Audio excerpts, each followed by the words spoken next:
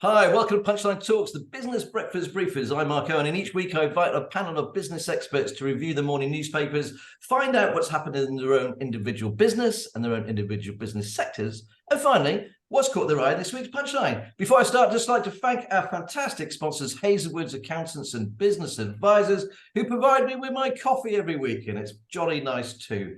Anyway, right, let's introduce the panel. We've got Gareth Blackbird. He's the Vice President and Chief Commercial Officer of Ontic. They have 1,200 staff over 7 sites, 2 in Gloucestershire. They have a turnover of 550 million, and they've just won their biggest ever license investment. So we'll find all about that from Gareth. We've got Beux Levi. He's a singer, artist, songwriter. He's been releasing a steady flow of new songs. We just found out today he's got an EP out as well, so we'll find out all about that.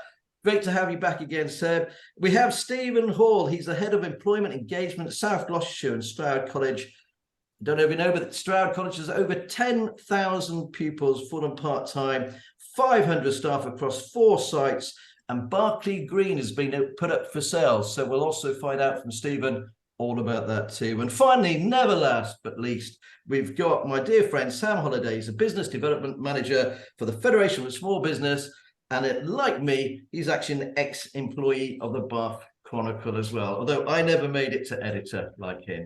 So thank you all ever so much for joining us today. I'm just going to have a quick look at what is making the headlines today, courtesy of the BBC. So here we go. We've got the eye. Sunak sends in the military as UK and US urge Israeli restraint.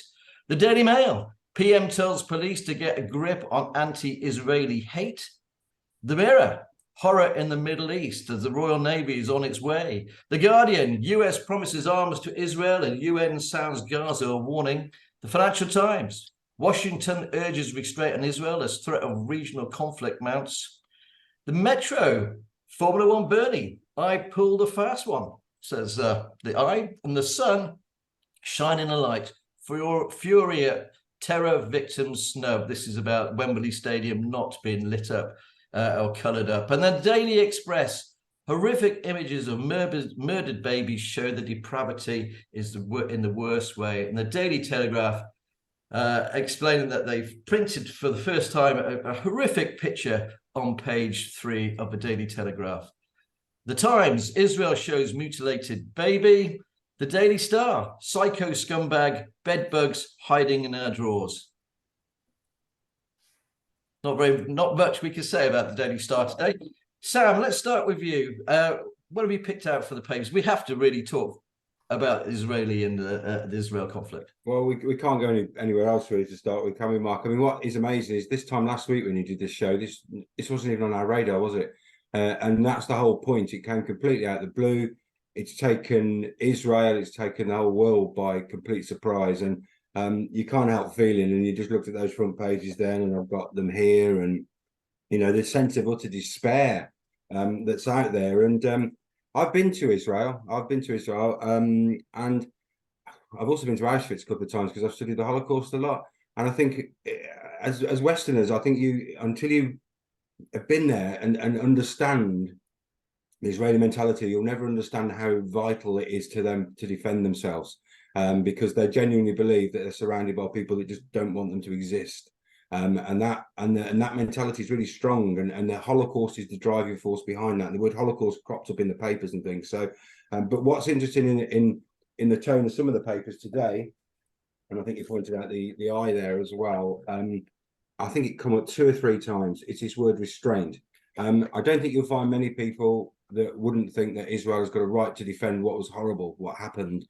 But, you know, there's got to be an end game somewhere along the line. And I think what is slightly different to, say, the Russian-Ukraine war, how do I put this? That almost felt like there was a definite goodie and a definite baddie in there. This is a lot more nuanced. And we know in this country there'll be people who support the Palestinians, there'll be people who support the Israelis. That's what makes it feel very, very tense and very worrying. And you just wonder, I mean, Israel's I went there at a time when it was relatively peaceful, although I was due to go and visit Bethlehem and we couldn't because of a terrorist incident. So you're always conscious of something happening there. But when things are quiet, things are scary. So imagine what it's like there now. And there's lots of people there that have been caught up. Lots of Brits have been killed. Lots of Brits are still missing. And it's just terrible. And I don't know what the United Nations does. I don't know what anybody does. So I think, you know, restraint is the word that probably we all want on both sides. But my big fear is that neither side's listening. And I don't know how this ends, Mark, but it's not good. No, it's not going to be good all around. It's just horrific seeing these, you know, pictures of the children, so many innocent lives being lost. I've got to ask you, as an ex-newspaper person, like, and obviously like myself, the story in the Telegraph. Do you think it's right to show a picture like that? I don't know about you, but I hear the headline "beheaded children." That's all I need to know. I don't think you need an image to follow that up. And I just think that we've also got to be really careful, because we're in a new media age. And I've looked on Twitter and I've seen some horrific things, but I don't know how many of them are actually true. And that's both sides, by the way. And so, you know, and how much more inflamed are people going to be if they're not already inflamed? And listening to, you know, about Seb and I love my music and he does, and 250 people died at a music festival last Saturday. 250 people, you know, so we don't need those images, because those words are enough for me to realize this is just a dreadful situation. Okay, thanks ever so much for that, Sam. Good overview of everything. Seb, let's bring you in. What have you picked out from the papers, please, mate? Okay, so I have found the story in the Guardian, page 15, and it's discussing, I don't know if any of you saw this, I did see this before I saw it in the paper, it's astronomers' first sighting of afterglow from collision of two planets. So an equally massive event of destruction, I suppose, on a completely different kind of scale, so far away. So this is 1,800 light years away. And as we know, that means that this happened a very long time ago. And it's essentially an amateur astronomer had been looking out. They posted a reply to another astronomer's query about something that they'd seen in space, and then they saw this light that eventually led them down this road to believe that it came from the collision of two planets in a very distant light year, so distant galaxy. So yeah, it's just really fascinating to sort of stumble upon something like that, and for those scientists to be able to view that. I guess I don't think they've got pictures of it. There's recreations of what an image might look like, but yeah, astronomy really sort of fascinates me, and yeah, just to stumble across something like that is really quite amazing. Yeah. And also the story that has been running all week about the asteroid, you know, when they managed to bring some of that asteroid back to the UK as well. I mean, and looking into that, it's quite amazing, isn't it? Mm-hmm. Yeah. I mean, could be fundamentally change the way that we view the Earth. Thank you ever so much for that, Seb. Steve, let's go over to you then. What have you picked out from the papers today? Yeah, sorry, I was told to sort of choose a couple of stories that were quite light. So excuse me if I'm quite shallow compared to everyone else here. But yeah, this is from the local Bristol Post, and there's a section in there yesterday about well-being. And there's someone who's writing in there saying, I dance myself happy every morning. So basically it's someone who's in the past suffered from mild depression, and a way out of it, she realized actually having music on really helped her mood. And then she says here, I love a bit of car karaoke, and when I'm at home I dance around the house and play music in every room, especially when I'm cooking. And I think I do that as well. I put Alexa on. My kids over the years, especially when I got an Alexa, that was the first thing I put on, cheesy 80s music. We have a dance. They might not like it as much as me, but for my own well-being, it's just been really good thing to sort of keep me going, keep me focused, and but especially in the car, to and from work, loud music, top of my voice, bit of a boogie as well. Obviously, making sure I'm staying safe and everyone else. But yeah, it's just a great way of uplifting. Okay. Have you got any other stories at all that you picked out? Oh, sorry, can you say that again? Have you picked out any other stories, Steve? Yeah, there was another one that I've got from the I paper yesterday. And it's female frogs play dead to deter advances.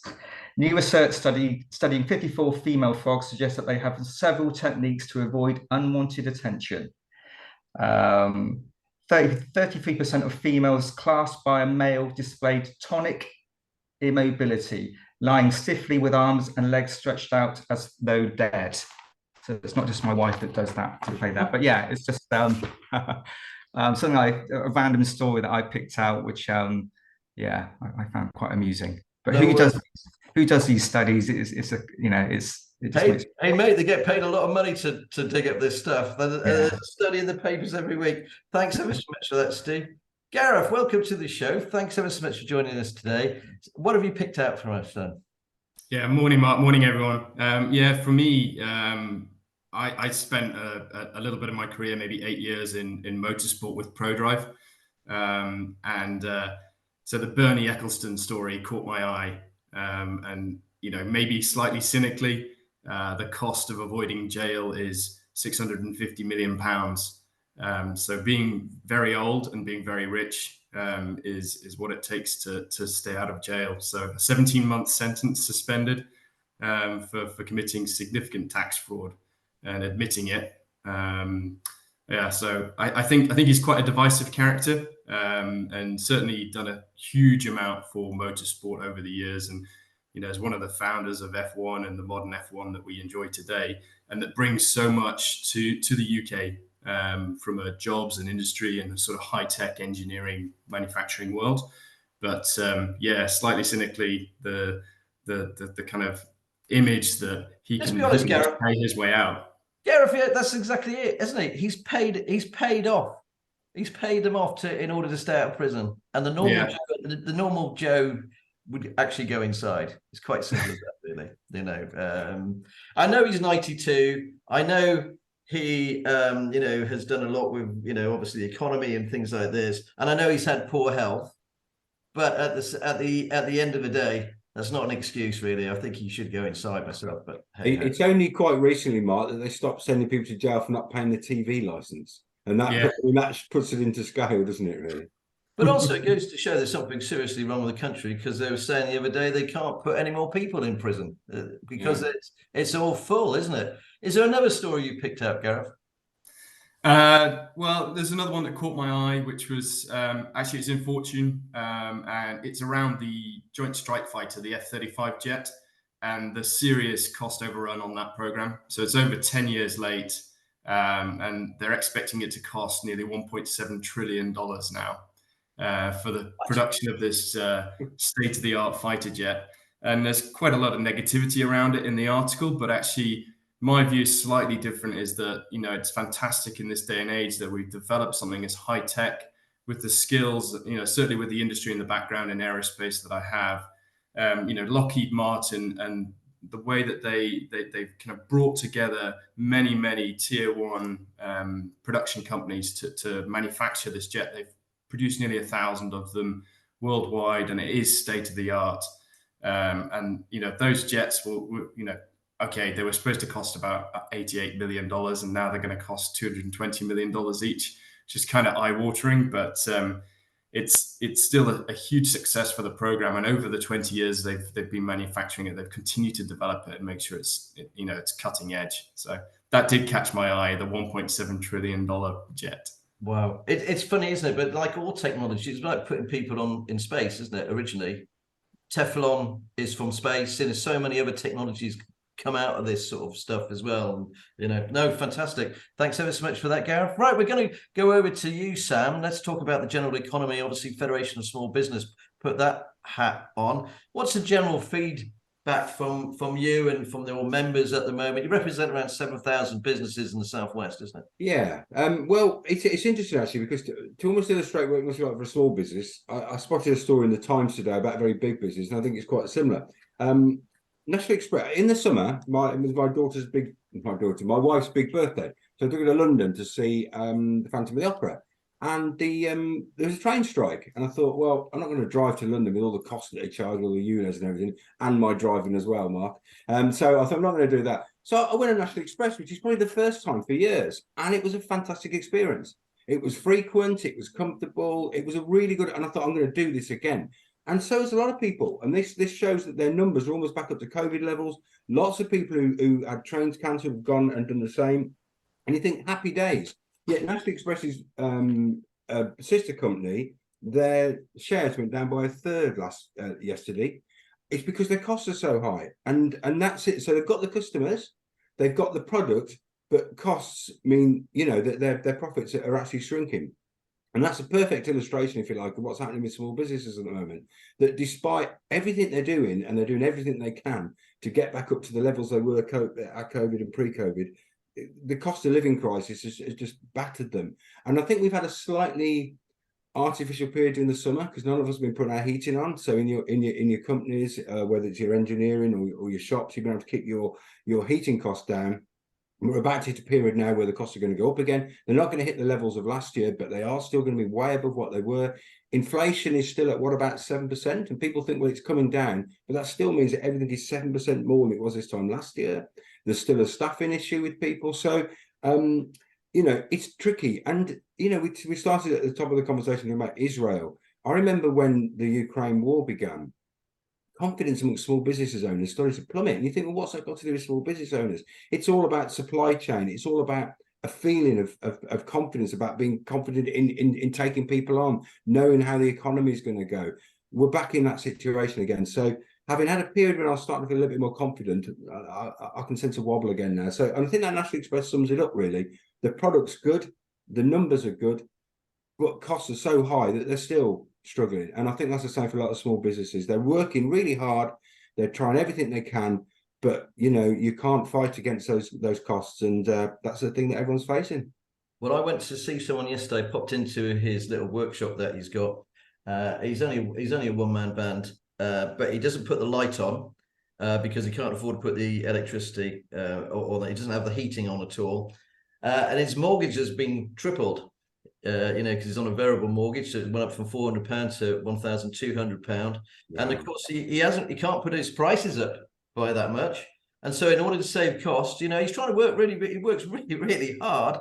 And he said, I just don't know how it's going to pan out over the next couple of months, you know, and it's frightening out there for lots and lots of businesses, lots of families, especially as we kick into the summer. So, I don't know. There's a report here in the papers about pubs as well. A lot of pubs still going bust. Good product, can't make any money. Anyway, Sam, thanks ever so much for that. Seb, let's come over to you because I love your music, mate. It's great to get you back on the show again.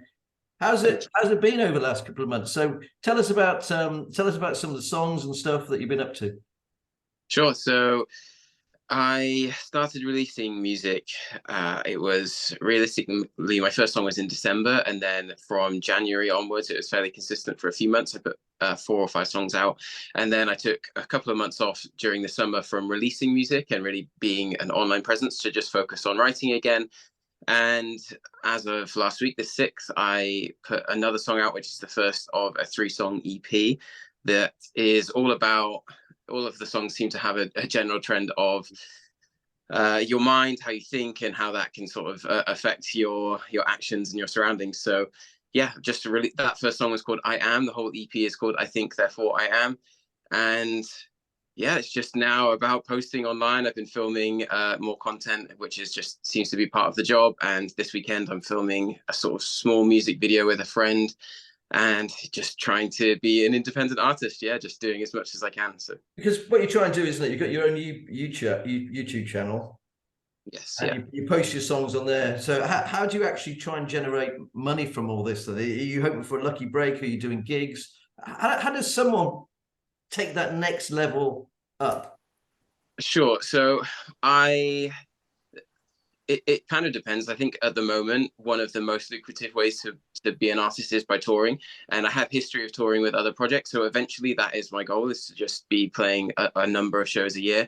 And through that, I can sell merch and other things. But streaming doesn't really pay very well until you get some larger numbers. And especially with the Spotify payment model, it's kind of hard for smaller artists to get a solid income from just streams. So yeah, it's mostly just trying to build a fan base so that you can play shows and sell merch. But I mean, I'm definitely not opposed to a song going viral and making a bunch of money from streaming, but it's not something to rely on. So How do you actually say about, you said about Spotify? How does it actually work then? Do you have to pay Spotify? What's the No, so you upload your songs through a distribution company. So I use one called DistroKid, and that has, you can either do a monthly fee, or some of them might have a per song fee.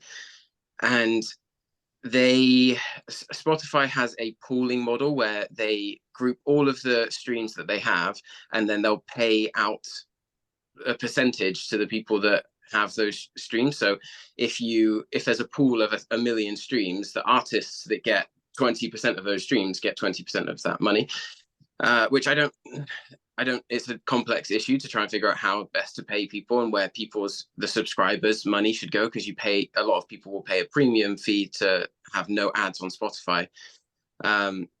So yeah, it's a complex issue that has been kind of a debate for a long time, ever since Spotify has come out. But yeah, I think there's other platforms as well that might do a different model where they will pay. So depending on what a subscriber listens to, a portion of their money will go to the artist that they listen to, which I think it probably makes a bit more sense. But yeah. How do you keep going all this time? Because, not being funny, you'd be kind of knocking on the door of releasing these songs. I suppose you just have to believe in what you've got and come up, creatively with new stuff. Is it new material all the time? Yeah, sure. And I mean, for me, I have created music for a long time, since I was 15, just because I love it. And, I'm trying my best to position myself where I'm not relying on my music for money, as much as I would love for that to be my career and what I do full time. I have other things that I do that supplement my freedom to be able to do that. So yeah, it's just, I just love it. I just love doing it. Music is just what I find myself relating most to. So I just do it because I love it. And then hopefully other people will like that. I think it's quite easy to make, if I wanted to tour and just play shows, I could quite easily book a tour myself and go and tour. That's what I did in previous projects. But at this point, I guess I'm just trying to build enough of a fan base where those tours are a bit bigger. I can be a supporting artist and make a little bit of money from that, and stay in hotels as opposed to sleeping on people's floors, because I'm kind of past that phase. But just something that you just keep ticking at. And like I say, if you love it, then it doesn't really, success is varies for different people. And I personally view it as working towards a worthy goal or ideal. So, I'm just going to keep doing it. Well, keep plugging away, because I really enjoy your music, Seb. So, Beux Levi. Thanks ever so much for that. Okay, Steve, let's go over to you. Obviously, Stroud College. How long have you been at Stroud College, Steve? Oh, crikey, over 15 years now. Right, okay, because it's changed a lot, hasn't it, since that time as well? And how many people are down there in Berkeley? And of course, the breaking story a couple of weeks ago was that Berkeley camp was going to be sold. Can you just explain a little bit about that, please? Yeah, sure. So we invested in Berkeley probably 2016, I think. So we built the UTC, so the University Technical College. So that will still be there. So that's a STEM college for 14 to 19-year-old students studying STEM. But the engineering campus that was to the left of it, I don't know if you've ever been to that site, and the rest of the land, that's going to be sort of sold off. It's on the market now. Yeah. All right. Okay. And will it affect you guys at all? Not really, not for day-to-day operations. Hopefully, from a financial point of view going forward, obviously, we'll recoup some money. But our focus now is on the Stroud campus, the Bristol campuses, and we built, which opened this year, a new construction apprenticeship campus in not far from our Filton campus. So that's solely for our construction apprenticeship. So that opened up in January this year. So if any employers out there in the construction industry would like to come and have a look at it, it's a great new space. So that's what we're focusing on now. And have you seen an uptick in people doing apprenticeships? Because it's one of the things that we sort of champion at the Federation of Small Business and myself, I really believe in the apprenticeship model. Yeah, definitely. The last, I will use the word COVID, that did have an impact on people applying, and then just coming out of COVID, maybe the level of applicant wasn't great, but especially in the last year, we found that there's been a lot of interest again in employers wanting to take on apprentices and upskilling, and yeah, a lot more young people now being more confident to go straight into the world of work rather than to study. But yeah, it's definitely been an upturn in the last year, and especially in our area for construction, we get a lot of interest, and I suppose in Stroud and North Bristol, there's a lot of building going on. So yeah, that's a industry which is thriving. Is this a bit of a competition going on between, obviously the campus now in Cinderford, you've got Excel, Gloucestershire is building, Gloucester College is building, construction one in Cheltenham, and of course your one down there as well. There are others around. Is there room for all three of you? There is slight competition, but there's also we do different apprenticeships. So sometimes people come to our college and say, interested in engineering, we'll send them elsewhere. We only do certain types of carpentry apprenticeships. So again, other colleges would do other things. So we try and not, so to speak, impede on other people's patches. But yeah, there is some sort of slight competition, but we're all very good at what we do, and I know that the sort of heads of department from the other colleges, and we sort of regularly meet up, and it's good. Yeah, we can feed off each other. Oh, good stuff. So I'd like to slag off the competition, but that's just me. Thanks so much. And Gareth, OnTech, you're famous for your apprentices as well. You take on a lot over the year, don't you? Yeah, that's absolutely right, Mark. So we're really in a luxurious position now. We've got to a size and scale. I think maybe we had Matthew on recently, and he said when he was general manager of the original site in Gloucestershire over in Cleve, we brought on 4 apprentices. They're still with the business, and actually one of them's out in North Carolina in the US as an engineering manager now. But we've quickly grown that up. Now we're taking on more than 20 apprentices, and we took on 10 graduates last year. We're just kicking off that recruitment now for 2024 for the next apprenticeships cycle and the graduates as well. So it's great to be able to bring that kind of young talent through the organization and kind of grow those core skills in aerospace. Some of these highly engineered products that we manufacture, it takes many, many years to learn how to do them. And, that skill shortage is out there. So you have to build your own. So yeah, these colleges like Steve's, they're essential for us. And obviously, OnTech was in the news on Monday. It's made a lead story actually on last Monday. OnTech announces its biggest ever license investment. Can you tell us about that, please? It's you sort of bought manufacturer Honeywell's thrust reverser system.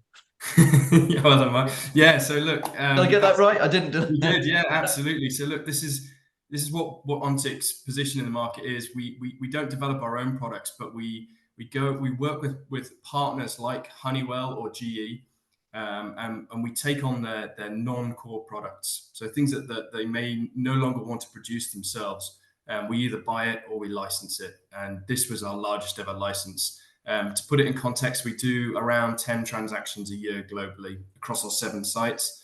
And this one on its own was bigger than pretty much everything we invested last year. So it will come in to the Staverton location that we have, and that's fantastic for that site. They've got really highly skilled engineers in kind of the mechanical hydraulic actuation that's required. This is a pneumatic system as well, but they'll be able to pick that up, and the engineers we have there are brilliant. So we're really excited about it. It's it's out there. It's as you land, the system kind of kicks in and helps slow the aircraft. You'll have heard it if you've been on a jet.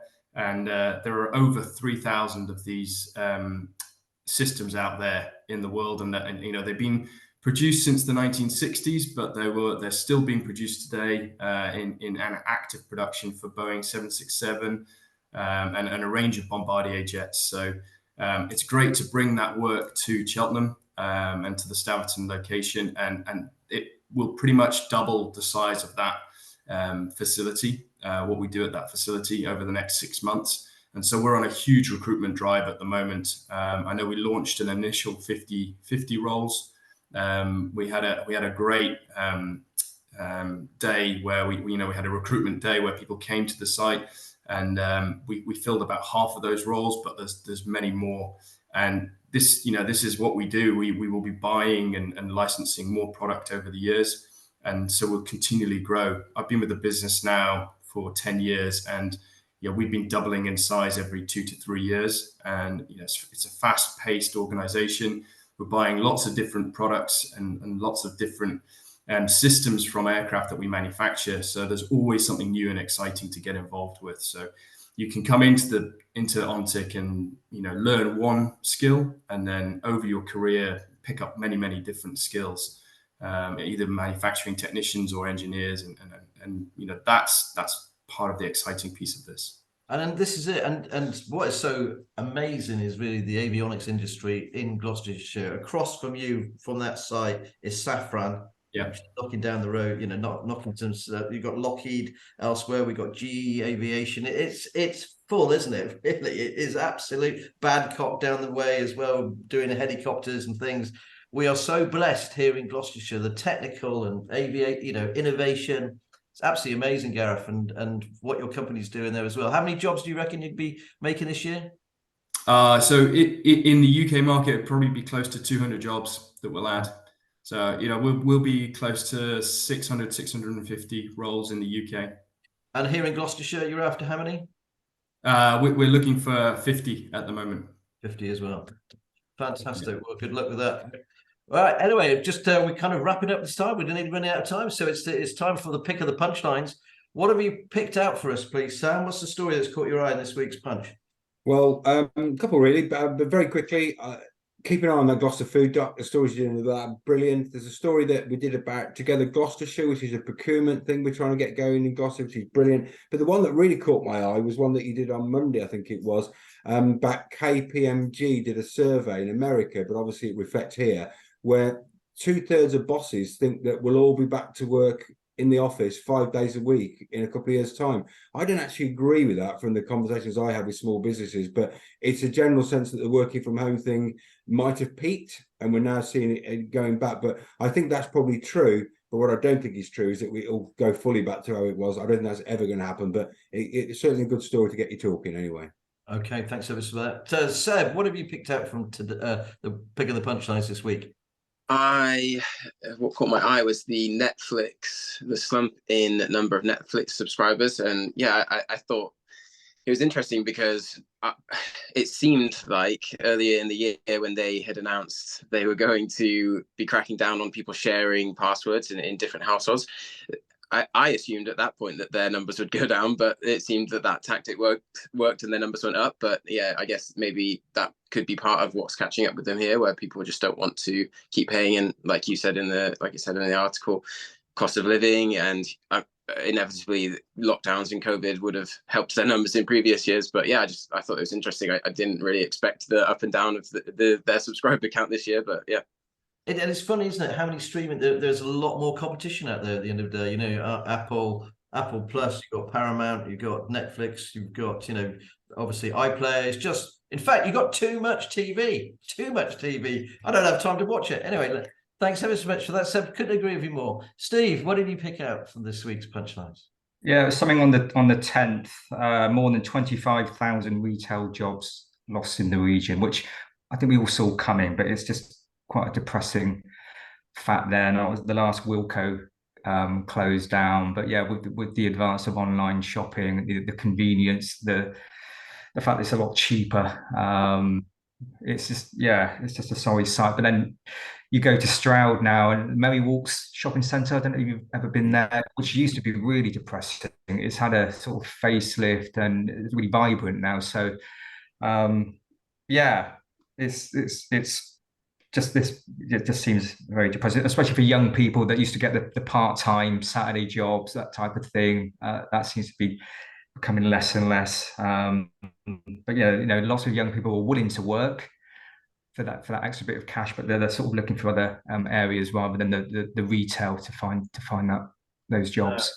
No, couldn't agree with you more. And it's funny how some people still refer it as Mary Walks, isn't it? the five, Yeah, five, so it's five, exactly. Yeah, five valleys there. Thanks ever so much for that. five valleys. Gareth, what have you picked out from this week's punchline? You can't pick your own stories here, by the way. No. I wasn't going to. Have you cheated? Pick that one. Yeah. So look, it was the closure of the GL1 Leisure Centre. The 150 jobs there lost. And look, my kind of personal interest in this one is I'm a keen swimmer, and my kids swim, and I think the benefits of those swimming clubs is huge for thousands of people across the regions and probably nationally. And it just worries me, the costs of running these leisure centres and heating these pools and keeping them maintained. I'm just worried about, how many more closures are we going to see out there if one as large as GL1 can be closed. So look, hopefully they find a way to get through that and open it back up and find the investment they need. But yeah, that one caught my eye as a little bit of a sad story. No, it's a story that really took off this week as well. And we actually have a follow-up on that today as well, Gareth. So we'll be breaking some stuff going on there. Unfortunately, it was a company that, it's run as a trust, but it had, I don't know if you saw it, but had a liability of £10 million. They had 150 staff. Staff salaries were over £1 million, and on top of that, they were £450,000 in the red for 2022. So it wasn't a well-run ship, really, should we say? Or maybe it's be caught. Maybe that's a bit tight. But anyway, there's a lot going on behind the scenes. But I couldn't agree with you more. For our young people, mental health, it's really, really hit a note that story has throughout the county. And I think the Gloucester City Council is really working hard behind the scenes, as is the university as well. So anyway, unfortunately, that's all we've got time for. It's my story of the week as well as OnTick, by the way. I did pick out OnTick because it's such a don't mind me saying, Gareth, innovation, job creation, groundbreaking, biggest investment or biggest win that the company's ever had. I just want to say congratulations on that. So that would have been my story of the week as well for GL1. Unfortunately, that's all we got time for this week. Thanks ever so much for watching. Thanks to my fantastic panel and also our sponsors, Hazelwood's Accountants and Business Advisors. If you like the show, please like, share and subscribe. And we'll be back again next week. Thanks ever so much for watching. And remember, it's all in the punchline. Bye-bye.